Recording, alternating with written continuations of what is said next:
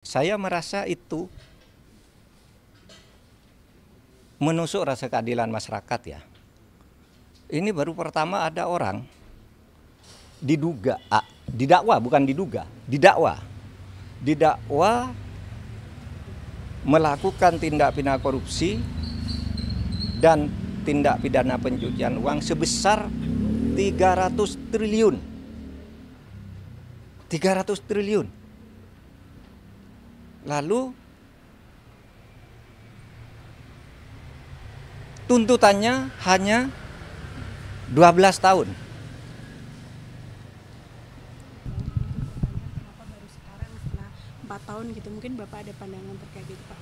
Enggak, saya tidak punya pandangan. Itu wewenang KPK, wewenang penegak hukum. Biar dipertanggungjawabkan secara hukum, secara transparan. Kalau itu dianggap politik ya silakan aja dipertanggungjawabkan kepada publik. Yang lain. Prof, Harfi Muiz, kan tadi Prof udah nyinggung ya di Instagram bahwa uang denda sama uang penggantinya itu cuma sekian persen dan pidana penjaranya juga sangat kecil kayak gitu dari konstruksi hukum yang 300 triliun korupsi merugikan negara kayak gitu. Ya, saya merasa itu menusuk rasa keadilan masyarakat ya. Ini baru pertama ada orang didakwa bukan diduga, didakwa melakukan tindak pidana korupsi dan tindak pidana pencucian uang sebesar 300 triliun. 300 triliun. Lalu tuntutannya hanya 12 tahun. Dengan uang yang tadi 300 triliun itu dikembalikan hanya 210 miliar. Ditambah satu denda 1 miliar. Itu sungguh menusuk rasa keadilan. Karena apa? 6,5 tahun itu kok kecil sekali bagi orang yang menggarung kekayaan negara. 300 triliun hanya diambil 210. Lalu ada yang mengatakan, Pak itu 300 itu kan potensi, bukan potensi. Itu sudah disampaikan bahwa itu kerugian keuangan negara, bukan kerugian perekonomian negara. Kalau kerugian perekonomian negara itu potensi. Termasuk gaji, termasuk apa gitu yang diduga merugikan perekonomian. Ini uang negara menurut Jampitsus Febri Diansyah. Resmi pada waktu itu malah menyebut ini bukan kerugian ekonomi negara tapi keuangan negara. Artinya uang konkret yang dicuri dari negara. Sesudah dihitung lagi jadi 300 triliun.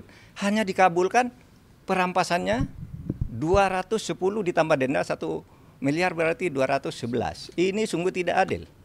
Coba Anda ambil contoh Beni Cokro. Hukumannya seumur hidup, asetnya dirampas. Ratusan miliar oleh Kejaksaan Agung. Henry Surya semula dibebaskan di pengadilan negeri. Kita tidak terima. Langsung kasasi atau dituntut lagi dari kasus lain. Naik. Ya. Si Henry Surya ini semula bebas, kita langsung ke kasasi menjadi 18 tahun penjara. Hartanya juga diambil. Sudah disita oleh kepolisian lebih dulu. Atau Surya Darmadi. Itu divonis hitungan kerugian nih ekonomi nih, yang ekonomi nih bahkan. Hitungan ekonomi negara rugi 39 triliun. Dituntut oleh jaksa 39 triliun dengan denda 2 miliar sehingga menjadi 41 triliun. Dikabulkan oleh pengadilan negeri. Tetapi naik banding tetap kena 2 triliun. Hanya uang kecil loh, kena 2 triliun. Ini 300 triliun kena hanya 250 miliar. 250 miliar dari 300 triliun itu berapa? 0,007%.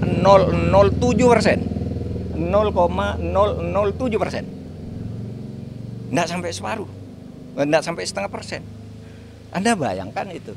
Nah oleh sebab itu menurut saya Kejaksaan nampaknya kurang konsisten juga. Mengapa menyebut dakwaan 30, kok kemudian tuntutannya 250? Kan terlalu jauh meskipun sudah dihitung ulang oleh pengadilan terlalu jauh itu. Berarti kalau dari 350 jadi ini berarti seluruh dakwaannya itu agak hoax. gitu ya, agak tidak tepat. Nah itu supaya diingat bahwa kita mau mengembalikan aset sekaligus memberikan hukuman yang setimpal. Apapun alasannya, itu hukum yang berlaku.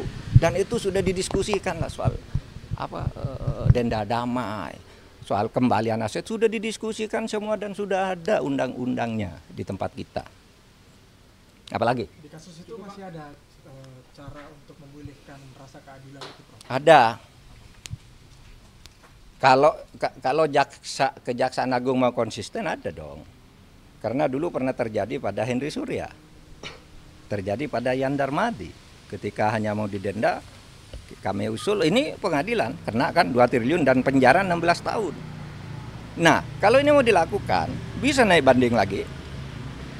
Tapi tetap aneh bagi saya kalau dakwaannya 300%, bisa naik banding lagi. Kalau dibanding kasasi lagi, bisa PK lagi. Tapi sementara selama ini kan belum inkrah semuanya, itu masih bisa dilakukan.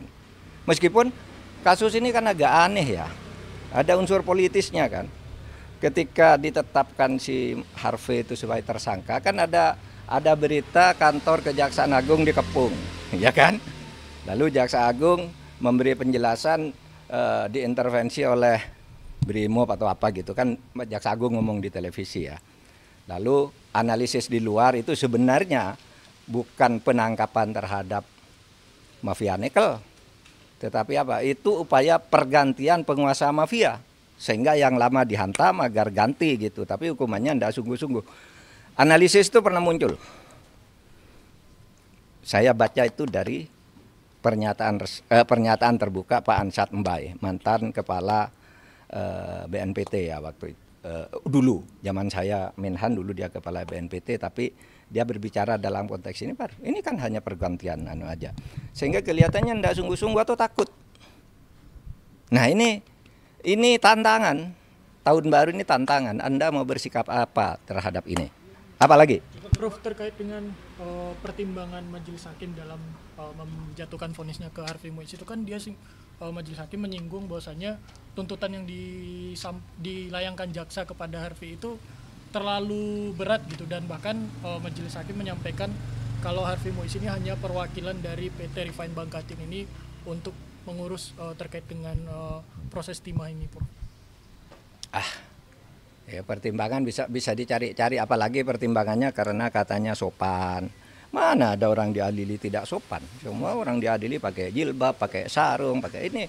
Itu enggak bisa karena punya anak, semua maling punya anak. Kalau mau membebaskan orang, menurut saya yang dibebaskan maling-maling kecil dulu. You tahu enggak? Berapa jumlah penghuni penjara? Catatan saya ketika saya menjadi Menko Polhukam di tahun terakhir. Penghuni penjara di Indonesia adalah 263.000 orang. 50% lebih itu narkoba, korban kejahatan narkoba.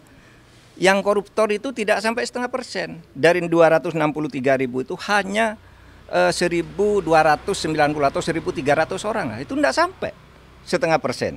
Kenapa kok ini yang diistimewakan? Yang pencuri ayam, korban narkoba, orang membunuh istrinya karena istrinya selingkuh, orang karena ditipu, orang membakar orang karena kalap gitu. Kenapa tidak itu aja yang dibebaskan kalau alasannya biar penjara penuh gitu. Ini tidak masuk akal semua. Mari kita rasional kalau ingin baik. Kalau enggak ya udah. Tapi Prof, saya masih punya asa untuk itu. Prof, soal konsistensi kejaksaan, kan dalam sidang terungkap bahwa ada grup New Smelter yang isinya itu bos-bos smelter termasuk Harvey Muiz, dan adminnya adalah polisi. Waktu itu sekarang udah jadi direktur tindak pidana narkoba Bareskrim, udah brigjen ya gitu. Tapi di sidang nggak dipanggil jadi saksi, padahal dia jelas admin grup itu. Nah itu makanya saya bilang Kejaksaan Agung itu tidak dalam posisi bebas sesuai dengan hukum. Kan ada peristiwa yang mendahului ya. Ketika Kejaksaan Agung itu dibilang diteror, ini si Jampitsus dibuntuti kemana-mana. Kemudian ada drone di sekitar Kejaksaan Agung dan sebagainya. Itu semua mendahului peristiwa ini sehingga lalu orang sekarang mengkait-kaitkan. Meskipun orang bilang wah itu yang dulu bilang wah ya itu tidak benar hanya kebetulan. Sekarang terjadi hal seperti ini. Mungkin orang bisa mengaitkan ke situ. Udah?